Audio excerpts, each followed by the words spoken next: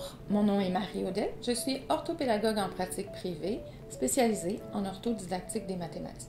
Je suis également éditrice et fondatrice des éditions Orthomato. Aujourd'hui, je vais vous présenter mon coup de cœur, les briques mathématiques Numero. Numero, ce sont des briques mathématiques colorées, comme vous pouvez voir ici, qui permettent de travailler la valeur de position, la notion de groupement et l'écriture des nombres. On peut utiliser ce matériel-là du préscolaire jusqu'à la 4e année et même encore plus loin si on a des élèves qui ont des difficultés d'apprentissage. Ce qui rend ce matériel unique et innovateur, outre son design qui est vraiment magnifique et attrayant pour les enfants, c'est qu'il permet de lier la manipulation des nombres avec l'écriture des nombres.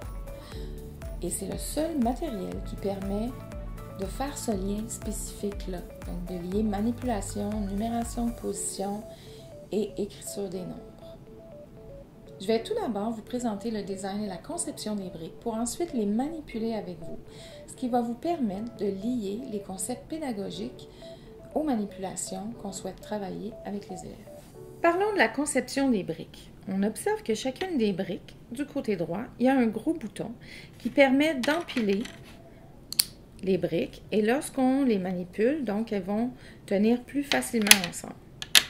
Sur les briques, on peut observer des petits boutons de dénombrement 1, 2, 3, 4 qui sont associés à l'écriture du nombre 4. Sur les briques des dizaines, les boutons de dénombrement n'auront pas la même forme. Ici, on a des petits boutons de forme triangulaire. Au niveau des centaines, c'est en forme de petite maison, de pentagone. Et au niveau des milliers, les boutons de dénombrement sont en forme de carré. Le codage des boutons de dénombrement de différentes formes est aussi associé à la longueur des briques. Donc, on observe que la brique qui représente la dizaine est plus longue que la brique qui représente les unités. Donc, quand on les superpose, on peut voir le chiffre 7 à la position des dizaines, mais qui représente 70, donc 7 dizaines.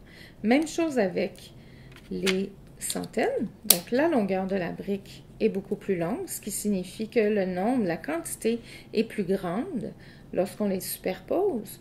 Le 8 est à la position des centaines, mais il signifie 800.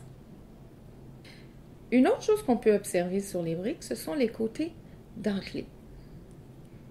En plus de faire joli, ça sert à quelque chose.